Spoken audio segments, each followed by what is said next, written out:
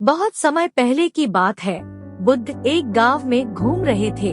उनके पास एक शिष्य आया और पूछा, गुरुदेव, लोग अक्सर हमें बुराई करते हैं और हमें दुखी कर देते हैं, हमें इसका उपाय बताएं।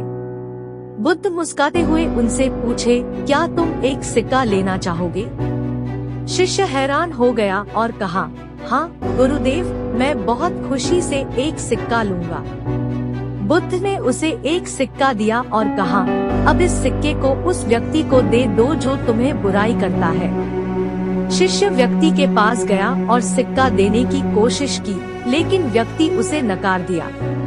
शिष्य वापस आया और बुद्ध से कहा, वह व्यक्ति सिक्का नहीं लेना चाहता है। बुद्ध ने मुस्कान के साथ कहा, यह सिक्का तुम्हारी समझदारी का प्रतीक है। जब लोग तुम्हें बुराई करते हैं तो वे उसे अपने अंदर नहीं लेते हैं, इसलिए उनकी बातों को मन की नहीं लो और तुम्हारी खुशी खुद के हाथ में रखो। शिष्य ने यह समझा और खुशी से बुद्ध का आभार व्यक्त किया।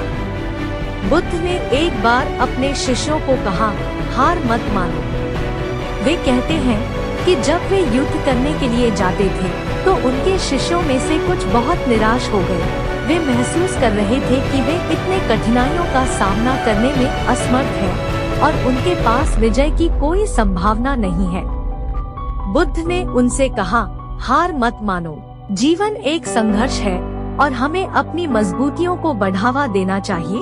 हम जीवन के चुनौतियों के साथ निपट सकते हैं और उन्हें अवसर में बदल सकते हैं।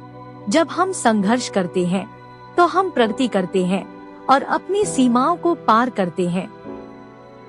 उन्होंने अपने शिष्यों को समझाया कि जीवन के हर मोड़ पर चुनौतियां होंगी, लेकिन उन्हें निराश नहीं होना चाहिए। वे कहते हैं कि हारने के बजाय उन्हें सीखना चाहिए, अपनी गलतियों से सीखना चाहिए और मुश्किलों को अवसर में बदलने की कोशिश करनी चाहिए। इस उपदेश से उनके शिष्यों की सोच और दृष्टिकोण बदल गई। उन्होंने अपनी संघर्षों के साथ सामर्थ्य और साहस बढ़ाए और अपने लक्ष्य की ओर अग्रसर हुए। इस कहानी से हमें यह सीख मिलती है कि हमें अपनी क्षमताओं में विश्वास रखना चाहिए और जीवन की हर चुनौती को एक अवसर के रूप में देखना चाहिए। हारने की जगह हमें सीखना चाहिए, प्रगति करना चाहिए और अपनी सीमाओं को पार करने का प्रयास करना चाहिए।